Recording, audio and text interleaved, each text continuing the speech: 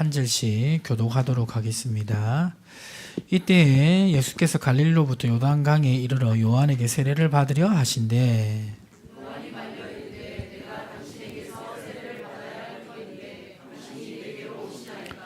예수께서 대답하여 이르시되 이제 허락하라. 우리가 이와 같이 하여 모든 의를 이루는 것이 합당하니라 하시고 이 요한이 허락하는지라.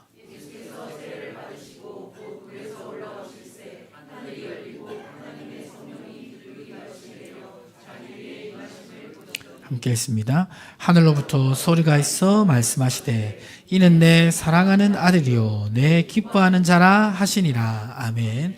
저는 오늘 순종할 때 기름 부으십니다. 순종할 때 기름 부으십니다 라는 제목으로 하나님 말씀 증거하도록 하겠습니다. 한 10년도 더 된 것 같은데요. 내려놓음이라는 책이 우리 기독교 베스트셀러가 된 적이 있습니다. 혹시 읽어보신 분들 있으시죠? 그 책에 대한 추천사에 보면 이런 말씀이 있습니다. 내려놓음이란 나를 비우고 하나님으로 채우는 삶의 결단이다. 이렇게 되어 있고, 또 하나님이 우리 보고 내려놓으시라고 하는 이유가 있는데 그 이유는 뭐냐면 우리가 내려놓을 때 비로소 그것이 진짜 우리의 것이 되기 때문이며 하나님이 우리에게 더 좋은 것을 주시려고 하기 때문이다. 이렇게 추천서에 그렇게 적혀 있습니다. 그런데 이제 누군가가 어떤 그 권세나 지위나 여러 가지 이제 이 아주 높은 위치에 있는 것들을 갑자기 내려놓으면 그것을 받아들인 사람 입장에서는 굉장히 민망할 수가 있습니다. 오늘 본문에 보면 하나님의 아들로서 권위를 한꺼번에 내려놓은 것 같은 예수님 앞에 이 세례 요한이 서 있는데요. 이 세례 요한이 이러한 그런 마음을 느끼고 있는 것 같습니다. 이 세례 요한은 어떤 사람이냐면 이스라엘 400년의 암흑기를 뚫고 나온 선지자입니다. 그게 무슨 말씀이냐면 원래 이스라엘 나라는 하나님의 선지자가 종종 출현해서 하나님의 말씀을 이 백성들에게 전하던 나라가 이스라엘입니다. 그렇죠? 그런데 말라기 선지자 이후 400년 동안 선지자가 나타나지 않다가 400년 만에 그 영적 어둠을 깨고 이 세례 요한이 등장한 것입니다.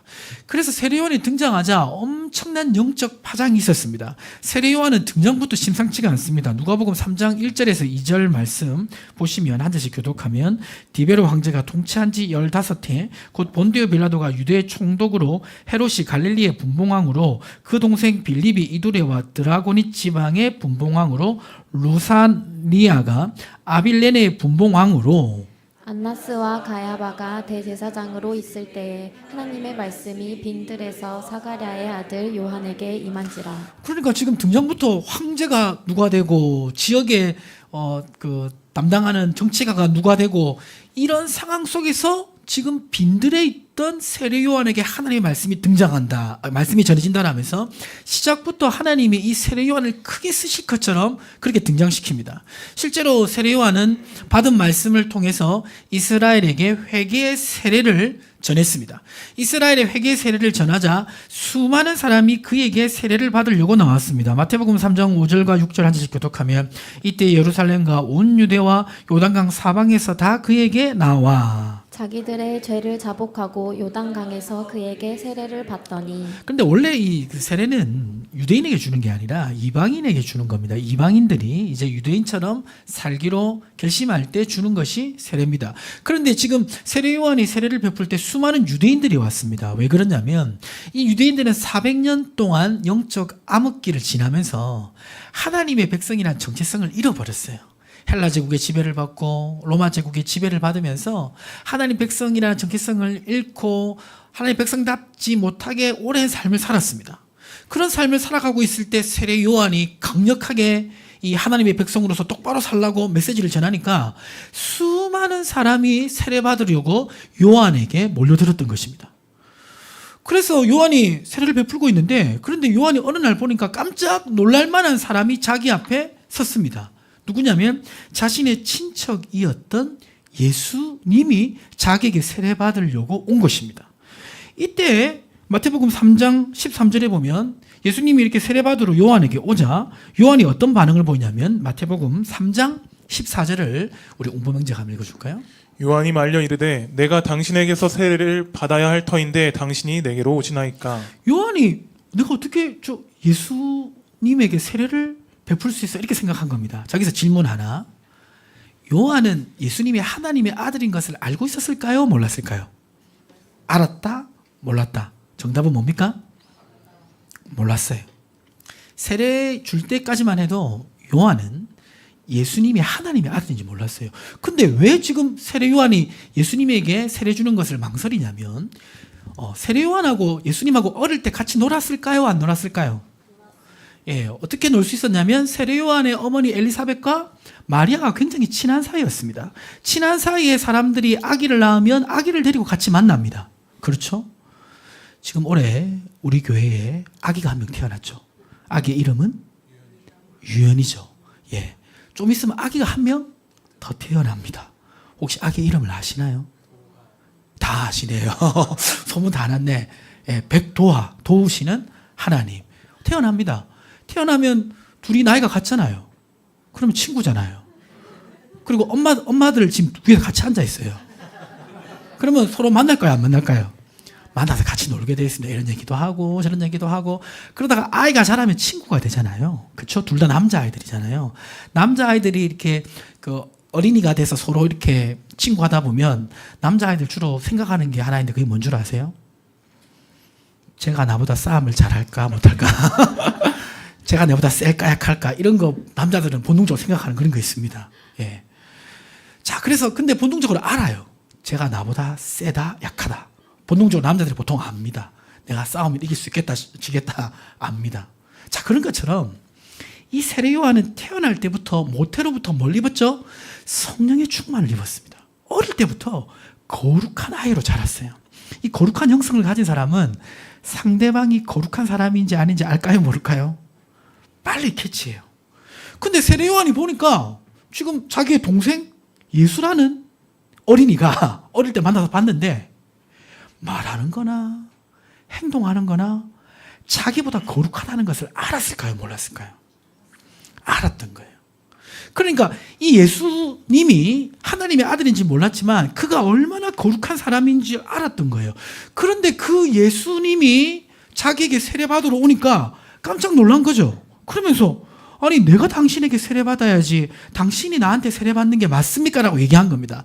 저 말을 풀었으면 제가 풀었었는데 저걸 한번 우리 김다영 지사님 한번 읽어주세요. 나의 친척이신 예수님, 내가 베푸는 이 세례는 당신 같은 거룩한 사람이 아니라 하나님의 백성임에도 불구하고 이방인처럼 살아가는 유대인들을 위한 것입니다. 어릴 때 당신을 관찰해 볼 때 당신이 죄를 짓는 모습이나 영적으로 흐트러진 모습을 나는 본 적이 없습니다. 나도 모태로부터 성령의 충만함을 입었지만 당신은 그러한 나보다도 더욱 하나님을 사랑하고 인격적으로 흠없이 살아온 분입니다. 그러한 당신에게 이러한 세례는 어울리지 않습니다. 만약 당신이 사람들이 알지 못하는 정말 작은 어떤 죄 때문에 세례를 받으시려는 것이면 당신이 아니라 내가 당신에게 세례를 받는 것이 이치에 맞습니다.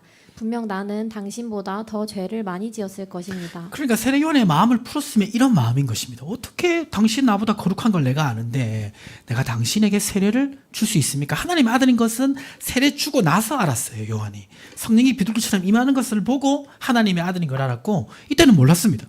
자, 몰랐는데 지금 이 세례 요한의 말이 맞는 말입니까? 틀린 말입니까? 맞는 말이죠. 어떻게 내가 세례를 베풀 수 있어? 세례를 만약에 한다면 당신이 나에게 세례를 주는 게 맞지. 이 말이 맞는 말입니다. 맞는 말임에도 불구하고 예수님은 세례를 요한에게 받습니다. 자, 여기서 우리 궁금증은 무엇입니까? 왜 예수님은 세례 요한에게 세례를 받았을까요? 또 그리고 이러한 예수님의 세례가 우리에게 주시는 교훈은 무엇입니까? 자, 첫 번째 같이 보시면 같이 한번 읽어보겠습니다.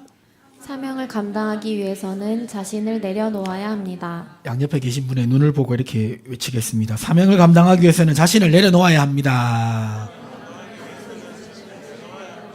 아멘이십니까? 마태복음 3장 15절에 예수님 이렇게 말합니다. 세례 요한이 세례 줄 수 없습니다 이렇게 하니까 예수님 이렇게 말씀하십니다. 예수께서 대답하여 이르시되 이제 허락하라. 우리가 이와 같이 하여 모든 의를 이루는 것이 합당하니라. 세례를 나에게 베풀어라. 왜냐하면 모든 의를 이루어야 하기 때문이다. 이렇게 말씀하셨습니다. 모든 의를 이룬다는 것은 무엇이냐면 죄인은 의가 없습니다. 의가 없기 때문에 심판을 받을 수밖에 없습니다. 이 죄인을 구원하기 위해서는 의가 필요합니다. 의라는 것은 뭐냐면 첫 번째, 죄가 없어야 됩니다. 두 번째, 하나님의 모든 계명을 순종해야 합니다. 이 두 가지 조건이 충족돼야 의롭다라고 칭함받을 수 있고 영생을 얻을 수가 있습니다. 그런데 이 땅에 살아가는 아담의 자손들은 태어날 때부터 어떤 본성을 가지고 태어납니까? 죄의 본성을 가지고 태어나죠. 죄인이죠. 죄인이 자신의 죄를 어떻게 할 수 있습니까? 없죠. 자신의 죄를 씻을 수 없고 죄값을 치를 수 없습니다. 죄인의 죄값을 치르기 위해서는 죄 없는 사람이 필요한 것입니다. 그렇죠? 스스로는 죄값을 해결할 수가 없습니다. 그리고 죄인이 하나님의 모든 계명을 지켜서 의에 이를 수 있습니까? 없습니다. 죄성이 있기 때문에 계명을 온전히 지킬 수가 없어요. 그래서 사람은 의에 이를 수 없고 심판에 이를 수밖에 없습니다. 자, 그러면 이 사람을 구원하기 위해서 하나님께서 죄 없는 사람을 이 땅에 보내주셨는데 그분이 누굽니까? 하나님이셨다가 사람이 되신 예수님입니다. 그래서 이 예수님은 이 죄인을 구원해 주기 위해서 어떤 일을 하셔야 됩니까? 바로 자신의 의를 우리에게 전가해 주셔야 됩니다. 자신의 의를 우리에게 전가해 주셔야 됩니다. 자신의 의를 어떻게 전가해 주십니까? 우리 대신 십자가에서 죽으심으로 우리의 죄값을 대신 담당하시고, 그리고 죽기까지 순종하심으로 우리가 계명을 지켜서 얻어야 될 의를 예수님이 대신 얻으셔서 우리에게 전가해 주시는 것입니다. 그래서 예수님의 의를 우리가 받아서 우리가 구원에 이르게 되는 것입니다. 자, 근데 그거하고 지금 예수님이 세례받는 거랑 무슨 관계가 있을까요? 자, 생각해 보시면 예수님이 이제 십자가에서 이렇게 죄인으로 죽으시는 게 예수님의 입장에서 보면 이게 쉬운 겁니까? 쉬운 것이 아닙니까? 쉽지 않습니다. 쉽지 않을 뿐더러 굉장히 낯설은, 하나님에게 전혀 어울리지 않는 일입니다. 하나님이 사람이 되는 것도 사실은 하나님 입장에서는 너무나 어울리지 않습니다. 근데 사람이 되셔서 십자가에서 자신의 살을 찢으시고 죽는다는 것은 하나님으로서는 사실은 정말 상상할 수 없는 일인 것입니다. 그렇죠? 근데 예수님이 앞으로 우리의 죄를 사해 주시기 위해서 예수님은 이러한 삶을 살아가셔야 됩니다. 그렇죠? 그리고 예수님은 하나님이신데 하나님이 계명을 사람에게 주셨지 않습니까? 그렇죠? 근데 이제는 예수님이 사람처럼 그 계명을 순종해서 의를 얻어서 사람에게 주어야 됩니다. 하나님 입장에서 자기가 사람에게 율법을 줬는데 그 율법 아래로 들어가서 사람처럼 순종하며 사는 것이 쉬운 일입니까? 쉬운 일이 아닙니까? 쉬운 일이 아니죠. 그것은 하나님 입장에서는 굉장히 낯설은 일입니다. 어울리지 않는 일입니다. 이 낯설음에 대해서, 하나님이 가지는 낯설음에 대해서 우리 그 신학교 교수님이 저에게 이제 얘기해 준 얘기가 있는데, 제가 지금 논문을 하나 쓰다가 지금 마무리를 못 지은 게 하나 있는데요. 제 논문 지도 교수님이 이 조직신학으로 아주 유명한 교수님이십니다. 근데 이분이 원래 법조인이었어요. 법조인 되려고 법대생입니다. 법대생이다가 하나님 은혜를 받아가지고 사역의 길로 들어서서 전도사님이 되신 거예요. 전도사님이 되셨는데 이제 청년부를 지도하다가 청년 한 명이 어떤 사건에 휘말리게 됐습니다. 이 형사 사건에 휘말리게 돼가지고 그래서 큰 처벌을 받게 될 상황이 됐어요. 그러자 이제 그때 전도사님이죠, 지금 교수님이 이 학생을 구명해 주려고 이렇게 막 여러 가지 일을 하다가 담당 검사를 만나는 일이 있었습니다. 그러자 검사를 보자마자 그냥 무릎을 꿇고 이 좀 학생 좀 어떻게 좀 잘 이렇게 봐달라면서 이렇게 무릎을 꿇고 빌었던 거죠. 근데 한참 빌고 이제 얼굴도 못 보고 빈 거죠. 그리고 한참 빌고 얼굴을 딱 봤는데 그 사람이 누구냐면 자기 법대 학교 동기인 거예요. 그때 본인이 굉장히 낯설었다. 그런 표현을 하더라고요. 하나님으로서 이제 사람이 되는 것은 굉장히 낯선 겁니다. 그리고 십자가에서 죽는 것은 더욱더 그런 거고요. 죽기까지 순종하시는 것도 그렇습니다. 그런데 예수님이 그러한 삶을 사셔야 우리를 구원할 수 있지 않습니까? 그렇죠? 그럼 이제 예수님이 그러한 삶을 이제 공생애를 사심으로 시작하셔야 되는 겁니다. 앞으로 예수님은 그러한 삶을 살아가실 거예요. 그럼 이 세례는 뭡니까? 이 세례를 한번 다시 생각해 보시면 세례 요한의 입장에서 보면 예수님이 자기보다 거룩한 사람이라서 세례를 주는 게 부담스러웠습니다. 근데 그 정도가 아니었죠. 자신이 세례를 줄 예수님이 하나님이셨어요. 사람이 하나님에게 세례를 준다는 게 말이 됩니까? 죄인인 사람이 하나님께 세례를 줄 수 있어요? 거꾸로 말하면 하나님이 죄인에게 세례를 받을 수 있어요? 사실 말이 안 되는 거잖아요. 근데 말이 안 되는 이 지금 세례를 예수님은 왜 받으십니까? 앞으로 예수님이 살아갈 모든 인생이 이런 낯설은, 하나님에게는 다 낯설은 일들이에요. 사람처럼 걸어 다니시는 것도 그렇고, 사람처럼 배고프신 것도 그렇고, 사람처럼 살아가야 될 모든 삶이 예수님에게는 자신을 내려놓아야 되는 일밖에 없는 거예요. 그 시작으로 지금 세례를 받으시기 때문에 자기를 내려놓고 하나님이 죄인인 요한에게 세례를 받으시는 것입니다. 자신의 사명을 감당하시기 위해서요. 그 시작인 거죠. 그 시작이 결심이신 거죠. 우리도 그 사명을 감당하려면요, 우리 자신을 내려놓아야 됩니다. 아멘이십니까? 저 목회자로 이렇게 살아가면서 제가 내려놓으려고 늘 힘쓰는 거 두 가지가 있습니다. 뭐냐면 하나는 돈에 대한 욕심입니다. 예, 제가 돈에 대한 욕심이 없는 줄 알았는데요, 돈에 대한 욕심이 많아요. 예, 그래서 경제 기사를 이렇게 딱 보면요, 머리가 막 돌아갑니다. 저기에 투자해야 되는데 딱 생각이 들어요. 근데 딱 거기까지입니다. 그리고 안 해요. 또 한 가지 제가 내려놓으려고 항상 힘쓰는 게 있습니다. 혈기입니다. 혈기. 예, 저 혈기가 있겠습니까? 없겠습니까? 있습니다. 근데 우리 샘물교회 성도님들 워낙 이 성품도 좋으시고 예의도 바르셔서 이제 제가 이렇게 막 그 성질 낼 일이 없어요, 별로. 예, 근데 정말 없을까요? 예, 혈기가 있죠. 있지만 제가 한번 싸우면서 사역을 할 수가 있겠어요? 내려놓습니다. 예. 그러면 제가 목회자로 사명을 감당하기 위해서 저는 자신을 내려놓아야 됩니다. 그렇죠? 여러분은 어떻습니까? 여러분 크리스찬으로서 또 교회 일꾼으로서 내려놓아야 될 게 없습니까? 고린도후서 5장 20절과 고린도후서 3장 3절 이렇게 말씀하고 있습니다. 5장 20절을 우리 옹범명제, 3장 3절을 우리 다영 집사님 읽어주세요. 그러므로 우리가 그리스도를 대신하여 사신이 되어 하나님이 우리를 통하여 너희를 권면하시는 것 같이 그리스도를 대신하여 간청하노니 너희는 하나님과 화목하라.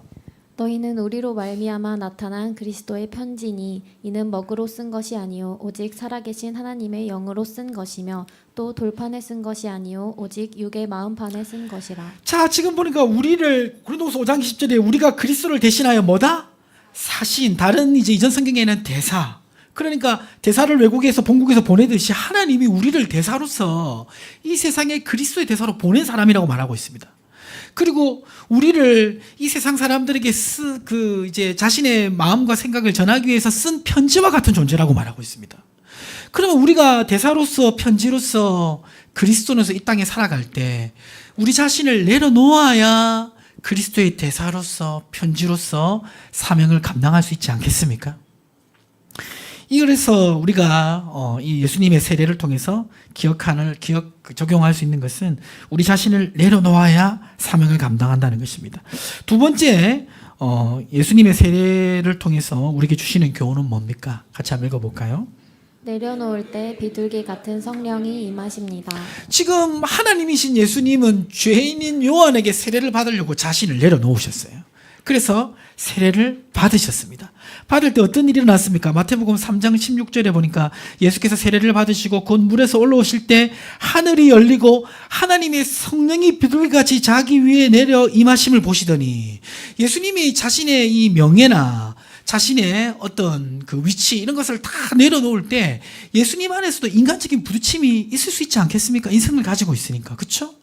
사실 우리도 우리 자신을 내려놓을 때 내 안에서 부딪히지 않습니까? 그렇지 않습니까? 자신을 내려놓는 게 쉽습니까? 쉽지 않습니까?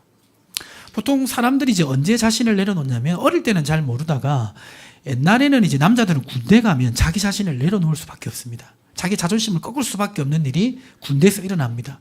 근데 요새는 군대가 엄청 편하다더라고요. 그래서 그런 일이 있는지는 잘 모르겠는데 우리 한계령제 군대에서 자존심 내려놓아야 될 일이 있었습니까? 예. 많았습니까? 예. 예, 그렇죠.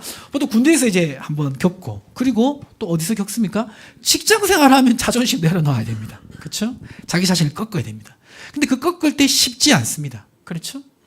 그리고 가정 생활할 때 보통 가정에서 자기 자신을 내려놓아야 될 일이 반드시 발생하는데 언제 발생하냐면 자녀 때문에 자존심 내려놓아야 할 일 반드시 발생합니다. 자녀를 키우는 부모님들은 결국 자기 자신을 자녀 때문에 내려놓게 됩니다. 자, 근데 자녀들에게는 내려놓아지는데 잘 안 되는 경우가 있습니다.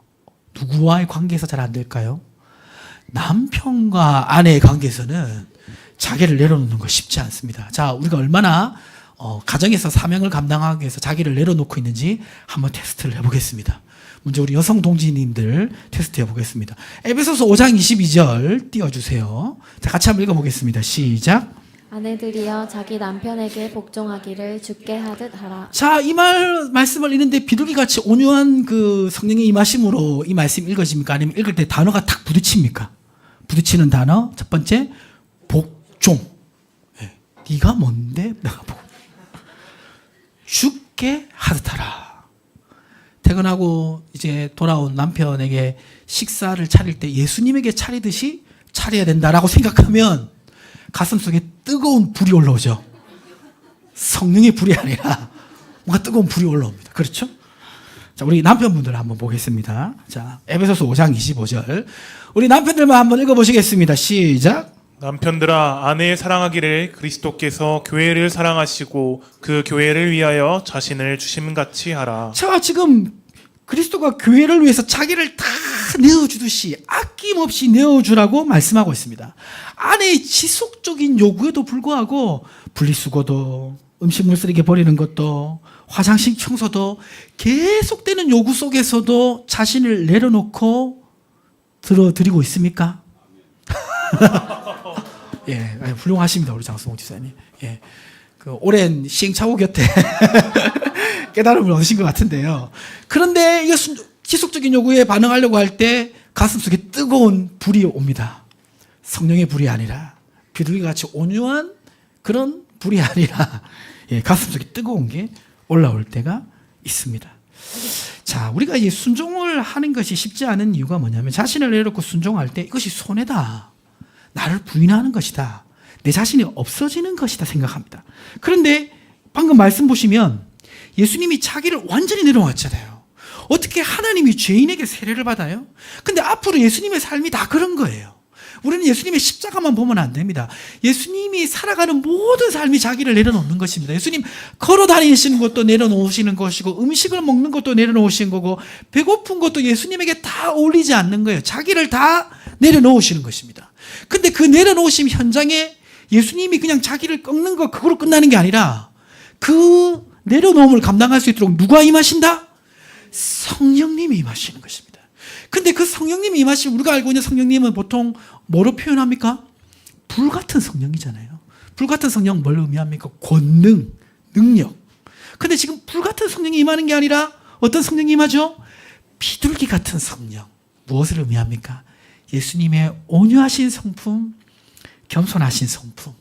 나를 내어줘도 아깝지 않고 지속적으로 사랑으로 섬길 수 있는 은혜를 누가 주신다고요? 성령님이 주시는 줄 믿으시기 바랍니다. 그래서 은혜를 받아야 무조건 섬기는 거 아니에요. 믿음으로 섬기면 은혜를 주시는 줄 믿으시기 바랍니다. 순종할 때 기름 부어 주시는 것입니다. 그리고 3장 17절에 보시면 이렇게 예수님이 자기를 내려놓고 세례를 받으니까 비둘기 같은 성령이 임하셨고 17절에 어떤 일이 났습니까? 17절 말씀 같이 한번 읽어볼까요? 말씀하시되 이는 내 사랑하는 아들이요 내 기뻐하는 자라 하시니라. 하나님 아버지께서 예수님 보시고 예수님 하나님에 대해서 내 사랑하는 자요, 내 기뻐하는 자라고 말씀하셨습니다. 우리가 우리 자신을 내려놓고 순종하기 시작하면요, 참 역설적인 일이 일어납니다. 막 성령의 권능을 받고 이래야 하나님과 가까워지는 것도 분명히 있지만, 우리 자신을 내려놓고 순종하기 시작하면 하나님의 사랑을 더 깊이 느끼는 줄 믿습니다. 참 희한합니다. 나를 내려놓을수록요, 내려놓고 섬길수록 하나님의 사랑을 경험하게 되는 줄 믿으시기를 주님의 이름으로 축복합니다. 야고보서 4장 6절에 분명히 말씀하고 있습니다. 그러나 더욱 큰 은혜를 주시나니 하나님이 교만한 자를 물리치시고 어떤 사람이 은혜를 주십니까? 겸손한 자에게 은혜를 주신다라고 말씀하고 있고, 고린도서 12장 15절 바울은 역설적으로 이렇게 말씀하고 있습니다. 우리 옹범이 잘 읽어주실까요? 12장 15절. 내가 너희 영혼을 위하여 크게 기뻐함으로 재물을 사용하고 또 내 자신까지도 내어주리니 너희를 더욱 사랑할수록 나는 사랑을 덜 받겠느냐. 반문하는 거죠. 내가 이렇게 희생하고 헌신하면 내가 사랑을 덜 받겠느냐? 사람에겐 그럴 수 있어요. 그러나 하나님은 그렇지 않습니다. 섬길수록 귀한 주님, 우리가 자신을 내어줄수록 하나님 우리에게 더 큰 은혜를 주시는 줄 믿습니다. 그래서 예수님은 요한복음 8장 29절에 이렇게 고백을 하고 계시죠. 나를 보내신 이가 나와 함께 하시는도다. 나는 항상 그가 기뻐하신 일을 행함으로 나를 혼자 두지 아니하셨느니라. 자신을 내려놓고 주님 뜻을 쫓는 예수님에게 하나님은 늘 은혜로 함께 하시는 것입니다. 말씀을 마무리하도록 하겠습니다. 예수님 왜 세례를 받으셔야 했나? 예수님의 세례가 우리에게 주시는 교훈은 무엇입니까? 첫 번째는 뭐냐면, 사명을 감당하기 위해서는 우리 자신을 내려놓아야 될 줄 믿습니다. 두 번째는 내려놓을 때 비둘기 같은 성령이 임하셔서 그 순종을 축복하시고 은혜를 부어주신다는 것입니다. 이 두 가지 기억하시고 승리하시는 삶을 살아가시기를 주님의 이름으로 축복합니다. 오늘 말씀을 붙잡고 우리 함께 먼저 기도하기를 원합니다.